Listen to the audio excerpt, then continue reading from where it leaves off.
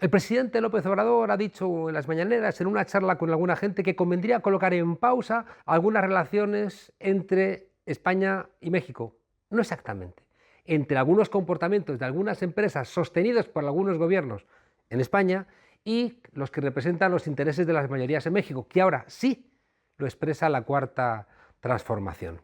Resulta que el ejemplo más claro lo tenemos en las cumbres iberoamericanas, aquellas que se inventó Felipe González y que tenían como factotum ni más ni menos a un hombre de bien, al rey Juan Carlos, hoy huido en Abu Dhabi y con un larguísimo historial de comisionista y de haber hecho negocios en contra de la dignidad de su figura como jefe del Estado, y que si no entra en la cárcel es porque los delitos le prescriben, porque se le ayuda o porque la Constitución le declaraba inviolable. Cosas de tener la sangre azul. Resulta que en esas cumbres iberoamericanas pasó gente que están todos en la cárcel, algunos se suicidó antes de que lo detuvieran, otros se tuvieron que ir fuera del país, es decir, todos que metieron la mano en la caja de sus pueblos. Collor de Mello, Salinas de Gortari, Menem, Carlos Andrés Pérez, Gaviria, ya digo, y la figura del rey como ¿qué? Una persona que utilizaba su espacio especial para repartir y cobrar favores. Fue en este calor donde el presidente Chávez dijo aquello de los pueblos van de valle en valle y los líderes de cumbre en cumbre. Hace mal España si entiende que la relación con América Latina y en concreto la relación con México puede ser igual que la que desarrolla Estados Unidos. No puede ser que haya empresas que si nos depredan a los españoles como hace Iberdrola o Endesa, ¿cómo no van a depredar a los mexicanos? Si aquí a sus compatriotas les encarecen la luz, les vacían los embalses, ¿qué no harán en otros países donde tienen menos sensibilidad nacional? Y resulta que luego cuando hacen barbaridades, como en Perú, con los vertidos dicen no quiero saber absolutamente nada. Esa es la pausa que hace bien el presidente López Obrador en establecer. Porque esta relación poscolonial que hace que recuperen el imperio por parte de las extremas derechas no son sino subterfugios para intentar seguir justificando el robo a los países del sur. Y hace muy bien el presidente mexicano en mandar a parar. En un momento en donde Argentina tuvo profundas necesidades económicas, hubo otro país latinoamericano, en aquel entonces Venezuela, que le prestó la friolera de 14.000 o 15.000 millones de dólares para impedir que el Fondo Monetario Internacional pusiera a Argentina de rodillas. Así se hace patria. Creo que es especial la relación que tiene México con España.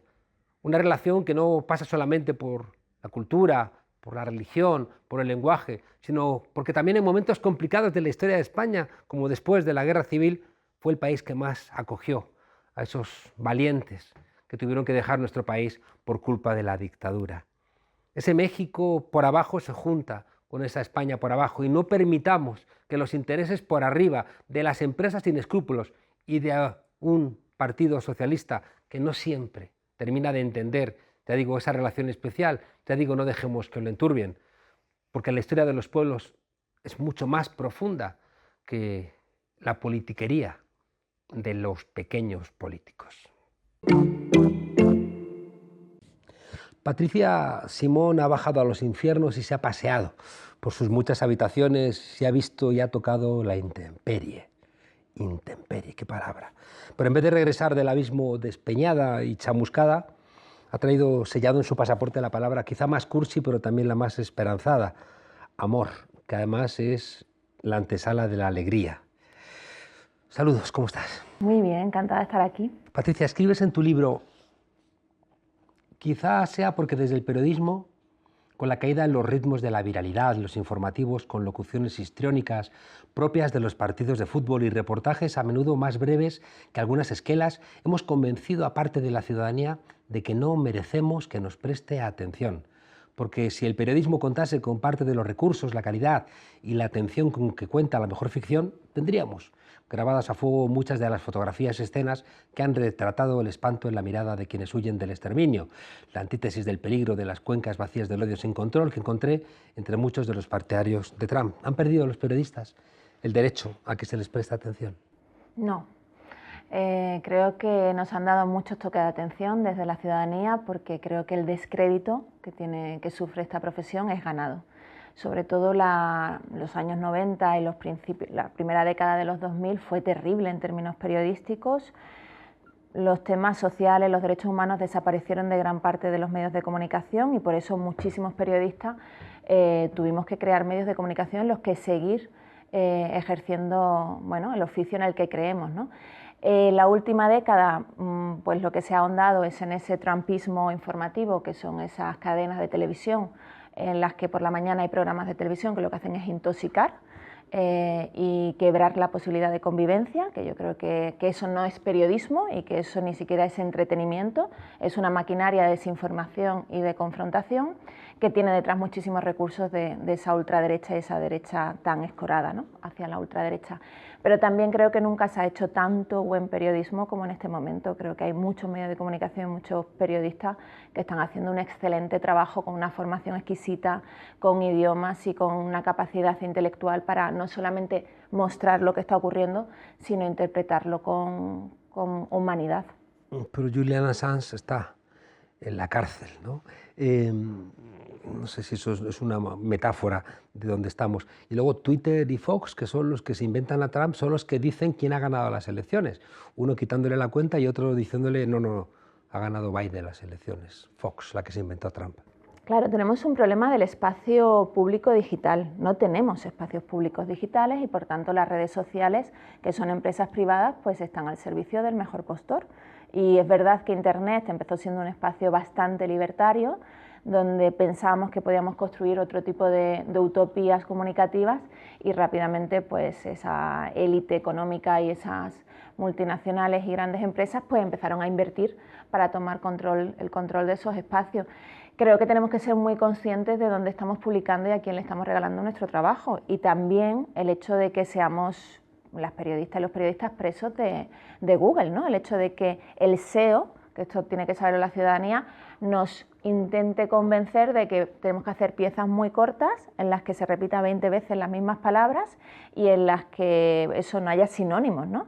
Porque en realidad lo que está buscando Google es un discurso panfletario, que es el que funciona. Si haces informaciones con matices, rica lingüísticamente y con profundidad, no hay quien te encuentre en el buscador. Claro, por el otro, el algoritmo nos lleva a la guerra civil. ¿En qué sentido? En el sentido en que el algoritmo prima a los blancos y los negros y por tanto prima la confrontación. Y por eso estamos en un momento tan preocupante, ¿no? Este libro en gran medida nace también por esa preocupación por el silencio cada vez mayor en los grupos familiares, en los grupos de amigos, en los grupos de compañeros y compañeras de trabajo, que temen hablar de lo que les importa porque esa crispación hace que tengamos la sensación de que estamos rodeados del enemigo y que todo puede saltar por los aires, ¿no? Y realmente eso lo que está es, ese clima lógicamente es buscado, porque cuanto más dividido y más miedo tengamos, pues más frágiles somos y más fácil es someternos, ¿no? Llamas a tu libro Miedo. Decía Spinoza que las dos grandes pasiones de los seres humanos son el miedo y la esperanza. Detrás del miedo está el mal y tu libro es un paseo por el mal. ¿Por qué existe el mal? Yo no creo que sea un paseo por el mal, de hecho yo creo que es bastante esperanzador. Es un paseo por la faceta más oscura del ser humano y tiene mucho que ver con qué nos pasa cuando nos sentimos en peligro y qué nos pasa cuando tenemos hambre, ¿no? En realidad eso define muy bien mucho de los escenarios. ¿Y qué nos pasa cuando no tenemos esperanza, ¿no? Y con eso se resumen muchos de los contextos de los que hablo, desde Irak a Colombia a España, ¿no? Hay conflicto, hay violencia, hay temor, hay falta de esperanza y hay necesidades básicas que no están cubiertas, ¿no? Pero te vas a las guerras, te vas a las confrontaciones, a las violaciones en masa, a las torturas, a los fusilamientos, a los genocidios. Te paseas por la sala de los horrores de Goya, ¿no? Y precisamente es en esos sitios donde encuentro algunas de las manifestaciones humanas más hermosas, más altruistas, más artísticas, ¿no? Y eso tiene que ver también con que ahí, bueno, pues el ser humano se manifiesta... ¿No prenderías tu fuego a Notre Dame para ver la belleza de esa iglesia ardiendo? En absoluto, ni incendiaría tampoco un volcán, ¿no?, para verlo. No, pero sí es verdad que en esos contextos, tú lo sabes bien, pues al final es donde se tejen las redes de solidaridad más generosas y sin idealizar, porque odio, y lo cuento en el libro, ¿no?, la pobreza ni la violencia, sí es verdad que ahí ves la capacidad de supervivencia del ser humano. Odio a los izquierdistas que les encanta la pobreza en las fotografías de Salgado, ¿no? Pero luego lejos los pobres porque manchan. Hay en tu libro hay una mirada complejísima sobre, es verdad, sobre el mal y planteas en algún momento que no hay que vengarse, ¿no?, de los malvados, ¿no?, y que incluso hay que ser compasivos con los que no tienen compasión. Incluso en algún momento cuestionas la revolución tal cual se ha pensado, ¿no?, desde el siglo XVIII. Cuentas la banalidad del mal, es decir, que al final el responsable del holocausto es un señor normal, burócrata y gris, pero luego también cuentas algún mal que dan ganas de partirle la boca. El James Powers, por ejemplo, ¿no?, este gringo millonario, seguidor de Donald Trump y justificador de sus barbaridades. Sí, pero yo no digo que tengamos que justificar el mal. Lo que digo es que tenemos que buscar seguir la senda del dinero para ver quiénes son los responsables últimos, ¿no? Que a veces nos quedamos con el victimario, que en determinados contextos pues es una persona, muchas veces con el tema, por ejemplo, de las mafias, ¿no?, en la inmigración, que son consecuencia del cierre de fronteras. Hay muchos de los miembros de las mafias que son migrantes y que participar en esa mafia y no tienen por qué actuar mal con las personas que están haciendo la ruta es su forma de migrar, ¿no? Pero este señor del que hablas, del votante de Trump, que es un millonario al que tuve la oportunidad de conocer en Detroit, a mí me resultó interesantísimo porque ese hombre verbalizaba con muchísima convicción todo aquello que a mí me parecía injustificable y que no había conocido jamás a nadie que lo justificara, ¿no? Desde el hecho de que se separase a las familias migrantes cuando llegaban a la frontera, porque él consideraba que era una manera de amedrentar al resto, ¿no?, y que eso no se repitiese, y que además decía, pero bueno, ¿qué quieren? ¿Que les llevemos a los colegios encima de pasar? O sea, era un nivel de deshumanización increíble. Pero también el fracking, ¿no? Cuando él me dice, es que el fracking nos va a permitir mantener el nivel de vida estadounidense, que es casas muy grandes y coches que contaminan mucho, sin necesidad de invadir otros países para quedarnos con sus recursos, que además me parece muy interesante esa capacidad de verbalizar lo que siempre hemos denunciado, pero que no se dice a las claras, ¿no? Y eso me parece muy importante, escuchar a quien no entiendo, contar qué piensan los que supuestamente son nuestro enemigo, porque entonces para empezar nos va a permitir desarrollar estrategias para, bueno, para combatirles o para seducirles y traerles al otro lado, ¿no? Porque creo que el periodismo en el que yo practico, ¿no?, con enfoque de derechos humanos, nos hemos conformado a menudo con dos cosas: contar las historias de vida de las víctimas, ¿no?, porque es importante, y dos, hacer relatos solamente para los convencidos, ¿no?, para nuestros afines, que está muy bien. Yo sé que lo que funciona en los medios de comunicación son sobre todo artículos de opinión que dicen muy bonito lo que tu comunidad piensa, pero así no estamos transformando. Y si queremos transformar tenemos que contar por qué piensan exactamente lo contrario o diferente a aquellas personas que en un inicio no nos gustan. Claro, que una parte del libro desarrollas precisamente esto, ¿no? ¿Por qué el auge de la extrema derecha? Y tiene que ver también con el miedo, ¿no? O sea, como que explicas, y creo que eso es esencial también para poder combatirlo. Primero, explicar por qué y de dónde nace ese auge de la extrema derecha. Claro, es que ese auge está muy claro. ¿Y de dónde sale?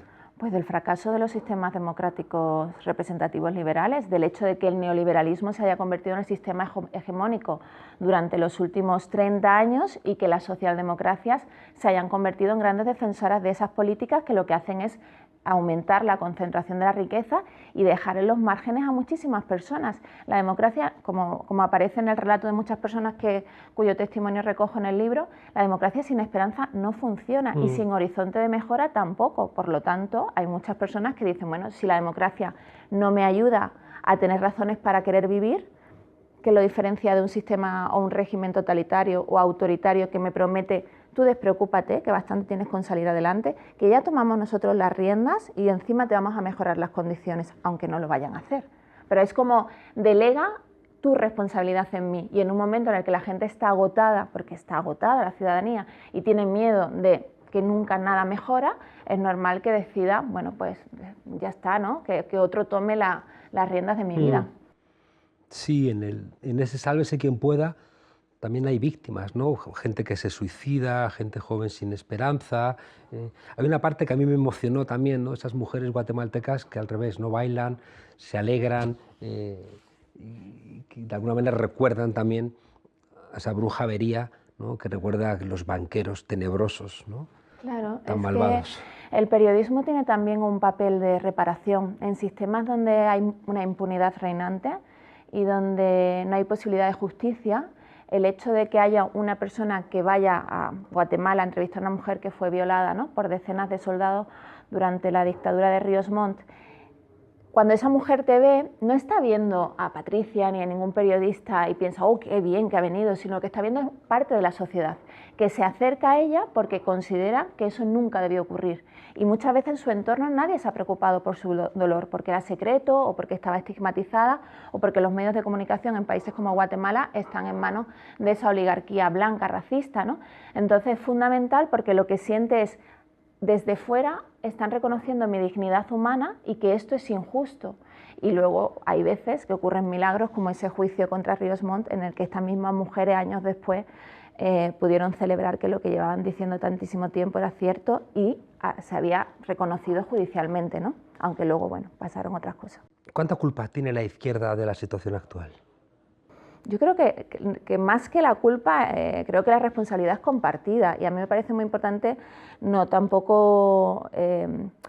tampoco eximir de responsabilidad a la propia ciudadanía, además de la clase política, ¿no? Yo creo que hubo una borrachera emocional del disfrute de los años 90 en el que de repente veníamos de una sociedad pobre y que hubo un crecimiento desaforado y que la gente quería disfrutar. Y luego tuvimos un problema muy importante que fueron los medios de comunicación.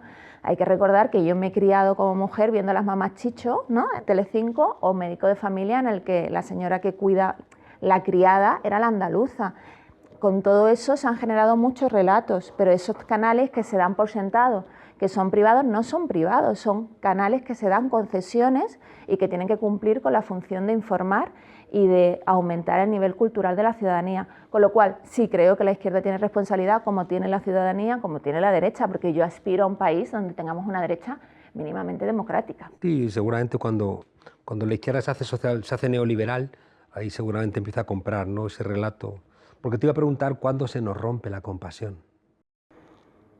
Cuando estamos demasiado agotados y agotadas con nuestra propia vida como para, desgraciadamente, atender a las necesidades de los demás. Yo creo que desde la izquierda y desde determinado periodismo se ha culpabilizado demasiado a esa población que está en una situación muy precaria, pero que no está en situación de exclusión social, que lleva mucho tiempo yendo a peor siempre y que no puede más con su propia situación, como a lo mejor para generar dinámicas de colaboración y solidaridad. Pero en la práctica, aunque no estén en movimientos sociales, aunque no estén en ese tipo de iniciativas, son estas personas las que conviven con los que están un poquito peor y son las que desarrollan propias dinámicas de convivencia y de salir adelante. Y creo que eso muchas veces desde nuestros barrios más guays o de nuestros círculos de amigos no los vemos y les señalamos como, pues eso, como que o son racistas o son excluyentes, y no siempre es así. Y creo que en el fondo sí son compasivos. A nadie en Lesbos, yo fui a Lesbos no para cubrir el incendio del campo de Moria, eso ocurrió estando allí. Yo fui para entender qué había pasado con la población de Lesbos, para que hubiesen pasado de ser un ejemplo de hospitalidad a 5 años después ser supuestamente afines a la ultraderecha. Y había una gran mayoría que no lo era, que quería exactamente igual que las personas refugiadas, que era que pudieran seguir su camino migratorio y ellas retomar un horizonte de mejora también. ¿Nos ha vuelto a la pandemia a peores personas? No, nos ha vuelto más frágiles. Yo creo que nos ha vuelto más frágiles en el sentido que tenemos más miedo porque somos más conscientes de nuestra fragilidad, pero creo que durante la pandemia han ocurrido cosas maravillosas en términos de ciudadanía que se ha organizado y que ha atendido aquellas necesidades que el Estado no estaba cubriendo, ¿no? Pero tú también cuentas en el libro que hay gente que empieza a agredir a las enfermeras, a los médicos, que es una suerte de lo que yo creo que es el caldo de cultivo de la extrema derecha, que es una sociedad que instaura el marco de sálvese quien pueda. Sí, hay una sensación de ánimo de revancha entre esa parte de la población que decía antes que las democracias han dejado en los márgenes y tienen una sensación de con el que puedan, y sobre todo si sienten que están a su altura o por debajo, ¿no?, desde un punto de vista muy, muy terrible, vengarse, porque sienten que hay mucha injusticia en sus vidas, ¿no?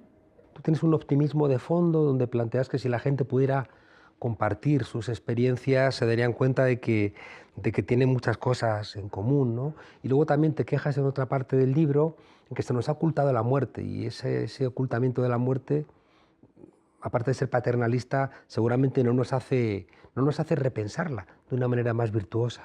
Yo creo que tener presente la muerte te hace sacarle más jugo a la vida y exprimirla más. Tengo muy presente que esta es la única oportunidad que tenemos, o sea, que o aprovechamos, intentamos aprovechar cada día para disfrutar lo máximo posible y que yo no pienso que dentro de 5 años voy a estar viva, porque sí, lo mismo no. Tengo una frase de Isidoro de Sevilla, donde estoy yo, que dice: trabaja, estudia como si fueras a vivir eternamente, pero vive como si fueras a morir mañana. Exacto. Entonces, el tener la mente como muy presente, pues creo que ayuda a eso. ¿Por qué se nos oculta la muerte? Porque vivimos en una sociedad de la eterna juventud como eso, como una promesa, porque creo que si se nos promete que vamos a vivir eternamente podemos perder más el tiempo en cosas superfluas, ¿no? Podemos admitir jornadas más largas, podemos admitir que nos exploten más, podemos permitir que estar todo el tiempo posponiendo, ¿no? Hasta la jubilación voy a hacer no sé qué, o el fin de semana, este ratito, todo el tiempo posponiendo lo que nos hace felices, y eso es más posible si piensas que no te vas a morir nunca. Y también tienes toda una reflexión acerca de cómo se trata a la gente mayor, ¿no? A veces también con condescendencia, ¿no? Y la vinculación entre, bueno, con esa cercanía de la muerte, ¿no?, que tiene la vejez, pero que tú planteas que hay que repensarlo también de otra manera. Claro, porque durante el principio de los primeros meses de confinamiento, que estuve cubriendo mucho para La Marea, que estaba pasando en los hospitales, en las residencias de mayores, en las calles con las personas sin hogar, en las residencias me encontré bueno, lo que ya había visto antes, pero que creo que no atendíamos, que es un trato muy infantilizante muy a menudo a las personas mayores, ¿no? Es como si ya no tuvieran capacidad de decisión sobre sus propias vidas y simplemente son una molestia que se les aparca ahí. Y creo que hay muchas expresiones, como cuento también en el libro, que tienen que ver con ese supremacismo, con ese edadismo con el que nos relacionamos con las personas mayores. Y creo que eso sí que es puramente neoliberal, porque veníamos de una sociedad en ese sentido muy árabe, ¿no? De mucho respeto a las personas mayores. Y ahora mismo, bueno, también por lo que significó de anulación de la ley de dependencia, las personas mayores se han convertido, pues como dijo, no sé si era un diputado, ¿no?, de Aragón, de esas muertes no cuentan porque no son seres productivos, ¿no? Recuerdo un chiste del Roto, que eran dos abuelitos cogidos de la mano entrando en un asilo y un cartel que decía: sean breves. El cuento de la criada ya está aquí y nos empeñamos en no verlo. Claro, por eso decía que si muchas veces el periodismo contase con los recursos de la ficción, pues a lo mejor tendríamos más capacidad de incidencia, ¿no? Porque el éxito del cuento de la criada es que nos cuenta lo que nos está pasando. Lo mismo que contamos en muchos reportajes y sin embargo parece que no llaman tanto la atención, ¿no? Si a lo mejor pudiéramos hacer documentales con ese tipo de recursos, si tuviéramos unas televisiones que invirtieran en ese tipo de periodismo, a lo mejor no estaríamos donde estamos. Leyendo tu libro, que al principio como que me parecía que era una terapia tuya, pero luego me ha emocionado varias veces. Me he acordado de la película de Nick Nolte, esa de Bajo el fuego, ¿no?, donde ese reportero al final deja la cámara de fotos y coge el fusil para pelear contra los somocistas, ¿no? En cambio, tú planteas que la violencia no funciona, o sea, que eres más de Martin Luther King que de Malcolm X. Yo creo que la violencia es legítima en el sentido de que cuando hay regímenes como el de Assad y la gente se levanta y pide aperturas y libertad y menos corrupción, tienen todo el derecho del mundo. Cuando empiezan a bombardearle, tienen todo el derecho del mundo de armarse, pero desgraciadamente no conozco casos de éxito en las últimas décadas que me hagan creer que la respuesta armada pues mejora la vida de la ciudadanía. Por lo tanto, creo que la gente tiene todo el derecho del mundo de armarse y de Ojalá rebelarse. los judíos del gueto de Varsovia se hubieran armado antes. Por ejemplo, tienen todo el derecho del mundo de rebelarse, pero a mí no me genera entusiasmo porque veo que, sobre todo ahora mismo, que además el desarrollismo militar hace muy difícil que aquellos pueblos oprimidos puedan levantarse contra los gobiernos, ¿no? Si perdemos el sentido, viene la extrema derecha. ¿En qué sentido? En el sentido de que cuando perdemos un horizonte de vida, cuando somos incapaces de construirnos un futuro, cuando la inestabilidad nos amenaza, estamos dispuestos a comprar, como tú dices en algún momento del libro, relatos fáciles, explicaciones sencillas. Sí, pero al mismo tiempo venimos de un momento que nos da señales esperanzadoras. Quiero decir, 2018 fue el año del resurgir del movimiento feminista, ¿no?, de una manera maravillosa. Además desde el goce, con movimientos de las trabajadoras domésticas, de las mujeres migradas, o sea, fue muy transversal y eso además contagió a otros territorios. En 2019 tuvimos el movimiento climático de toda esa juventud que supuestamente no se movilizaba, ¿no?, en tantísimos países, que consiguió por fin que la crisis climática estuviera en el debate público. 2019, principio del 2020, es el año con más número de movilizaciones ciudadanas en todo el planeta desde los años 60 y además muy interesante porque cada una con sus casuísticas particulares de contexto, pero en la mayoría había una reclamación muy clara que era, por favor, darnos una oportunidad laboral con la que construirnos vidas, ¿no?, que podamos emanciparnos y demás. Y esto me parece muy interesante porque demuestra que el sistema económico ahora mismo está agotado, o sea, ni siquiera da respuesta a masas de gente que quiere trabajar. Por favor, explótenme, aunque sean condiciones de precariedad, ¿no?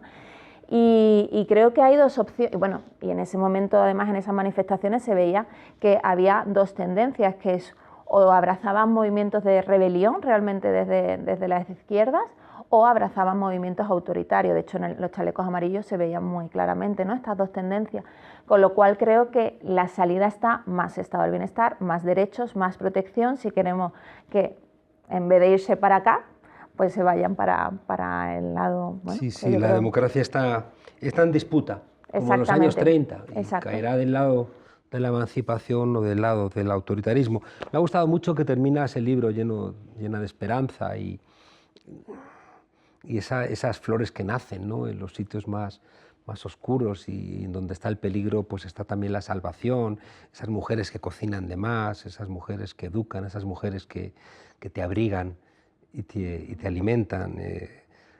Muchas veces mujeres, ¿verdad? Casi siempre. En toda esta construcción siempre mujeres.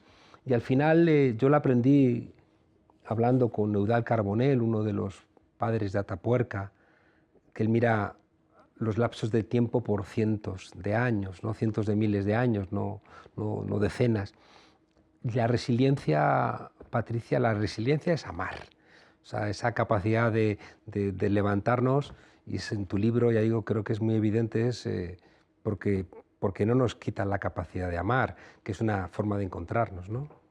Bueno, es que más que resiliencia, que también hablo mucho, ¿no?, de cómo las palabras se han desgastado, la rebeldía hoy en día yo creo que es amar, y que es reivindicar el amor en todas sus formas, como decía Hannah Arendt, el amor al mundo, que es la política, el amor que es la amistad, el amor que es de la pasión. Todas esas formas es una forma de celebrar la vida y de resistir y de mantener la alegría, que también me parece fundamental, ¿no? Y creo que además no solamente es posible, sino que creo que lo vemos en los contextos más complejos, ¿no? Como eres una niña grande, pues terminas con la bruja Avería y la bola de cristal diciendo: ponen mucho esmero los banqueros y los pobres sufren serios quebraderos. Pero al final te sale algo de un continente que conoces bien, que decía: somos mayoría, somos alegría.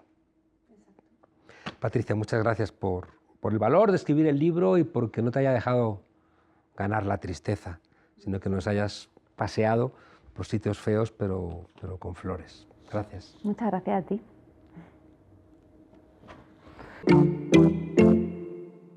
Hay millennials en Castilla y León, millennials que solo conocen gobiernos presididos por el Partido Popular. Vamos, que hay gente con 53 años que siempre se ha votado a la izquierda, ha perdido las elecciones en esa comunidad.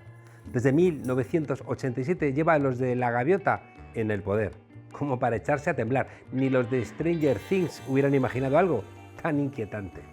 ¿Y qué es lo que pasa cuando el PP entra por la puerta? Pues que la gente joven sale por la ventana debido a la precariedad y a la falta de oportunidades.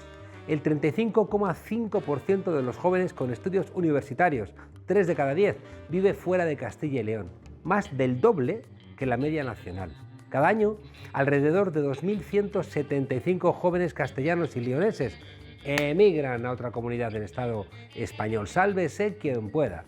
Las macrogranjas, la remolacha y la niña del dibujo primero. Se ha atacado la remolacha.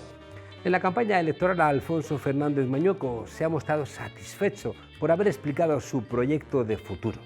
Su intención es que Castilla y León siga liderando los servicios públicos. Líder, una junta que en 2020, en plena pandemia, dedicó a educación, sanidad y servicios sociales 79,49 millones menos que en 2009. Según distintos informes, entre ellos el Década Perdida de Amnistía Internacional, La situación sanitaria en Castilla y León es especialmente grave. La inversión sanitaria pública cayó un 5,72% en plena pandemia. ¿Y qué decir de una atención primaria? Casi el 20% menos. Según este informe, la ratio de personal médico por cada 1.000 habitantes es de 0,03. Vamos, como para sacar pecho. También yo comprometo Internet en el año 23 en el 100% de los municipios. Mañueco, el prometedor, ha prometido wifi per tutti, el 100% de megas en el 100% de municipios. Una promesa, por cierto, que lleva haciendo el Partido Popular desde 2005. ¿Y por qué no la ha cumplido todavía? Esto es algo así como la capa de Ramón García de Nochevieja o el Coyote, intentando capturar al Correcaminos. ¡Ay, sopa recocida! Lo único cierto en esta historia es que desde que gobierna el PP, Castilla y León ha perdido más de 200.000 habitantes, es decir, 200.000 personas de esa comunidad autónoma se han ido fuera. Y según distintos informes, perderá, si esto sigue así, otros 240.000 en los próximos 15 años. Mudanzas Mañueco está haciendo que la gente de esa región se marche a otro lado. Baja la población y encima disminuye el gasto social en Castilla y León. Y lo único que sube, ¿qué es? Pues los casos de corrupción. Made in Mañueco. En orden alfabético: Aceinsa, Anagago, Arroyo Encomienda, Centeno, Confort, Letter, Ciudad del Golf, Construcción, Eólica, Valladolid, Fraude, Licores, Medina del Campo, Perla Negra, PGU, Valladolid, Púnica Diputación de León, Rosino, Samaniego, Trama Solar y Zamora. Coste total estimado de toda esta corrupción: 124.123 millones de euros. Un dineral. Los colegios, hospitales o residencias de ancianos que se hubieran podido construir con este dinero que se han embolsado 4 sinvergüenzas. Pero claro, había que llenar el bolsillo a toda esa tropilla de empresarios amigos con los que han conseguido crear una red clientelar que ya la quisiera hasta el mismísimo Spiderman. Un juez ha admitido a trámite una denuncia anónima contra el presidente del PP en Castilla y León, Alfonso Fernández Mañueco, y el excoordinador general del partido, Fernando Martínez Maillo, por coacción, financiación ilegal y falsedad documental. La versión oficial dice que estas elecciones se adelantaron ante el riesgo, como en Madrid, de una moción de censura inminente. Ya estamos con las mentirijillas. Otra mentira, pues, de la factoría Génova. En realidad, tras las prisas por votar, aunque sea en plena sexta ola, no había otra cosa que el miedo a 3 frentes judiciales abiertos que salpican directamente a Mañueco y al Partido Popular. El primero, la investigación por financiación irregular al PP de Salamanca durante las primarias de 2017. Es decir, que hizo trampas a los suyos para que Fernández Mañueco fuera elegido el candidato. El segundo es el caso de la Perla Negra, que tiene resonancias de piratas, donde está imputada la cúpula de la Consejería de Economía del Gobierno de Juan Vicente Herrera. ¿Por qué? Pues por una cosa muy típica del PP, sobrecoste de un edificio de empresas públicas. El tercero, otra cosa típica del PP, trama eólica, y se comparten investigados con el caso de la Perla Negra y se investigan si altos cargos de la Junta favorecieron a empresas de la comunidad a cambio de comisiones. ¿Qué me estás contando? En el Partido Popular es que nada es casualidad, ni nada han hecho desde que Fraga le pedía pasta a los narcos gallegos gratis. Si decide votar, guíese por su instinto, que nunca le ha fallado. Eso mismo pensaba hacer. Claro, ahora le vienen a vender al señor Cayo que si la derecha gana las elecciones le van a llevar la wifi al pueblo o le van a poner un ambulatorio a menos de 50 kilómetros. Si no hubiera vendido el PP las cajas de ahorro, también tendrían los abuelos oficinas. Al PP no se lo puede creer nadie. Y su mecanismo, que le funciona, son las redes clientelares y los argumentarios para los que están en su rosca, que puedan intentar mirarse en el espejo, y ahí tienen las empresas de medios de comunicación corruptas, vinculadas profundamente al Partido Popular, y alguna migaja para el Partido Socialista.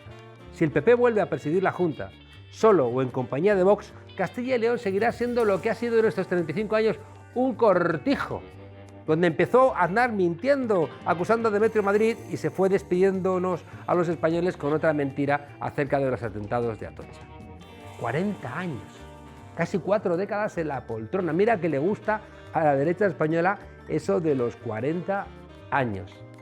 En 1997 en Sierra Leona hubo elecciones y Charles Taylor puso en la campaña: he matado a tu padre, he matado a tu madre, he matado a tu hermano y tú me vas a votar.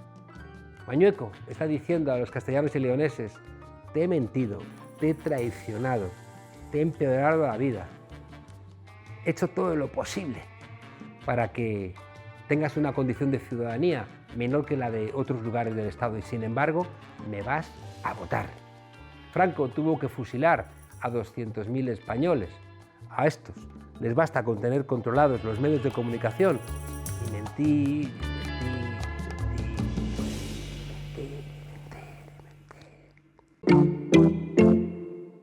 Más simplicidad, como os digo, fin de la contratación precaria, se elimina ese tipo de contrato, y más protección y flexibilidad. Creo que es importante también que simplifiquemos también los costes en el despido. Más flexibilidad, más simplificación en el despido. ¿Quién le iba a decir a Albert Rivera, adalid del neoliberalismo, que un día se vería en la calle reclamando derechos laborales a sus antiguos patronos? De candidato a la presidencia del gobierno al paro. Y en los dos sitios, con cierta humillación. De soñar con la Moncloa a reclamar un sueldo hasta 2025 por la Jeró. De líder del Podemos de derechas a demandar a sus antiguos patronos, que es un reputado bufete de abogados, por daños morales y reputacionales. ¡Qué manía con tu reputación! Bueno, ahí es verdad que tiene poco que rascar, pues la reputación Rivera la tenía ya bastante por los suelos. Aún huele a leche, todo es un bebito.